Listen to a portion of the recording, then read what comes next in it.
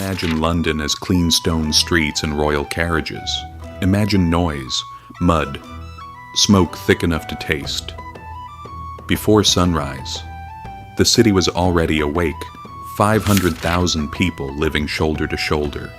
No sewage system, no street lights, and one bridge, carrying the entire city across a river that could kill you. This was not a place you visited. It was a place you survived. And yet, this chaos would become the modern world. Tonight, we walk through it. London, in the 1600s, already one of the largest cities in Europe. Nearly 500,000 people lived here. But numbers don't tell you what it felt like to stand inside it. The air was heavy, not just fog, smoke, coal, burning in thousands of homes, day and night.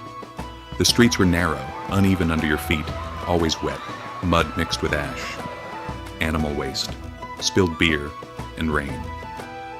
Before sunrise, the city was awake. You hear footsteps first, then wheels, then voices, porters carrying grain through lantern-lit alleys, vendors shouting before dawn even arrives, and somewhere far above the rooftops, a church bell, telling time to those who cannot see the sky. This was London, not quiet, not clean, but alive. The city grew around one thing, the river. The Thames was not decoration, it was function, it was movement, it was sound. Water striking wood, ropes tightening against posts, men shouting measurements, prices, destinations.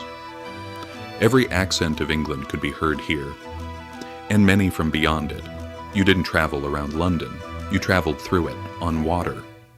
Boats carried grain, coal, timber, cloth, wine from the continent, and things no one in the city could pronounce.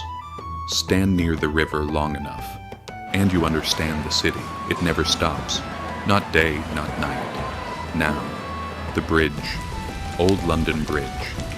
Not a crossing, a street, built above moving water. Buildings rose several stories high, leaning toward each other, almost closing the sky. Shops opened directly onto the passage.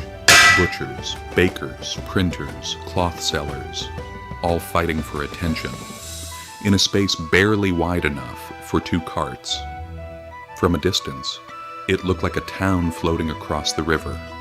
Below it, the water turned violent. Stone arches narrowed the flow. Boats had to time the tide perfectly. Many failed. People gathered to watch, like spectators at a dangerous sport. Above them, life continued.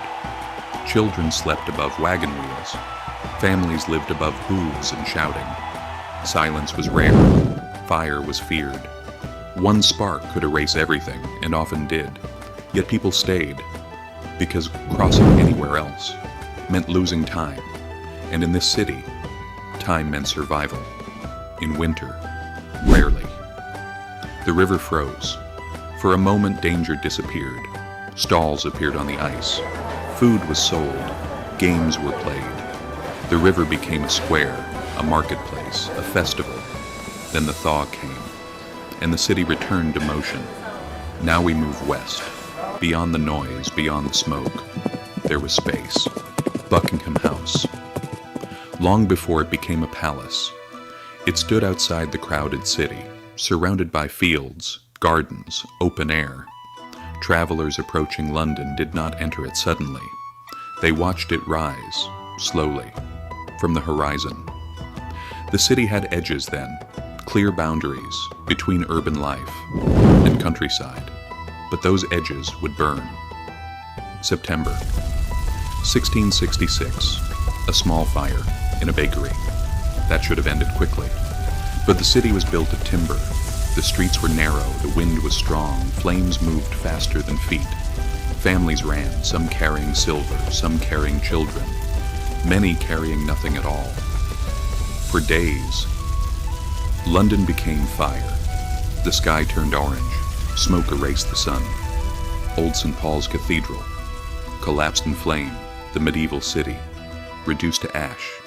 And yet, this destruction forced change. Wood gave way to stone. Streets widened. The city reorganized itself. From ruin came modern London. To the east stood the tower, older than almost everything around it. It was memory. Prisoners had walked its halls. Weapons were stored inside. Records preserved in stone. It held fear. It held power. And it held silence. Power did not only live in palaces, it endured in walls. Cheapside showed another side of authority. Processions moved slowly through crowds, royal banners above, uncertainty below. England was drifting toward civil war. You could feel it in the air, in the arguments, in the sermons. And then Westminster, law, faith, power, all standing together. Before roads ruled the city, the Thames carried everyone to government. Messengers, politicians, clergy. Whitehall Palace stretched along the river, a city within a city. Most of it would burn. Today, only fragments remain. Farther away, Richmond Palace, cleaner air, more space. Here Queen Elizabeth spent her final days. An era ended quietly. Over time, the palace faded. Time did not move the way we imagine it did. For the people who lived here, there was no past, only today. Morning came with work, evening came with darkness, and tomorrow was never guaranteed enough to think about history. They did not call their streets medieval, they called them home. A baker did not wake thinking he lived in the 17th century. He woke thinking about flour, about heat, about whether the oven would hold its temperature through the day. A mother did not think about empire. She thought about winter, and whether the coal would last the week. A laborer crossing the bridge did not see a historic landmark. He saw a shortcut, a dangerous one, but faster. And speed meant food. We look backward and see events. They looked forward and saw weather. Rain mattered more than politics. Cold mattered more than kings, because kings were distant, but hunger was immediate. History feels inevitable when viewed from distance. Standing inside it, nothing does. The Great Fire was not a turning point to those running from it. It was heat, noise, loss. Only later would it become the fire that reshaped London. At the time, it was simply the night the sky would not stop burning. This is the difference between memory and experience. We inherit meaning. They lived uncertainty. Every stone we preserve was once ordinary. Every landmark we photograph was once ignored by someone late for work. The tower was not always a monument. Sometimes it was just a wall people passed without looking. The river was not scenery. It was obligation. You crossed it because you had to. You worked beside it because survival required it. No one paused to admire reflection on the water. They watched the tide instead. Too early and the boat would stall. Too late and it would crash. Beauty is something noticed after danger disappears. And much of London was dangerous, not dramatically, not heroically, quietly, a loose step, a sick child, a spoiled barrel of food, small risks repeated daily. This is how most of history actually feels while it is happening. Not grand, not epic, routine. Until one day, it isn't. Cities do not change all at once. They change invisibly. One building replaced, one street widened, one habit forgotten. A generation grows up thinking something new has always been there. Another forgets what used to stand in its place. And eventually, memory loses the argument. Modern London did not appear. It accumulated, layer by layer, choice by choice, fire by fire, rebuild after rebuild. People who never met each other shaped the same street across centuries. A mason laying stone could not imagine the glass tower that would one day rise above it. But it stands there because he placed his hand exactly where he did. The present is built by strangers who never knew they were collaborating. time is less like a line and more like footsteps in the same path. We walk where others already solved problems for us. Warmer homes, safer bridges, wider roads. We inherit conveniences we did not invent and forget the discomforts that created them. The past feels distant because its struggles are no longer required of us.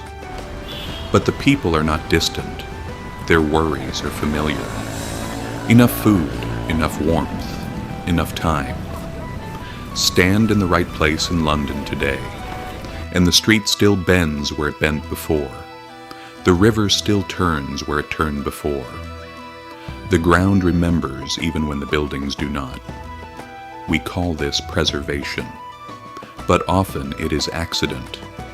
Streets resist change more than plans allow, and sometimes the modern world quietly follows medieval decisions. This is why cities feel layered, because they are not designed once, they are negotiated endlessly. Every generation edits without permission and leaves clues, some visible, some subtle, some buried beneath pavement. We search for history in museums, but most of it lives in alignment, in distance between buildings, in why a road curves instead of continuing straight. The past rarely disappears, it hides in function. You are not seeing a reconstruction, you are noticing continuity. The world did not replace theirs, it grew from it, until only traces remained. Looking back at these places, we forget something. They were not ruins, they were ordinary. Normal streets, normal lives. People did not know they lived in history, they were just living. And yet, they shaped everything after them. History is not gone, it is only quiet. If there is another city you want to walk through, tell me. Thank you for watching.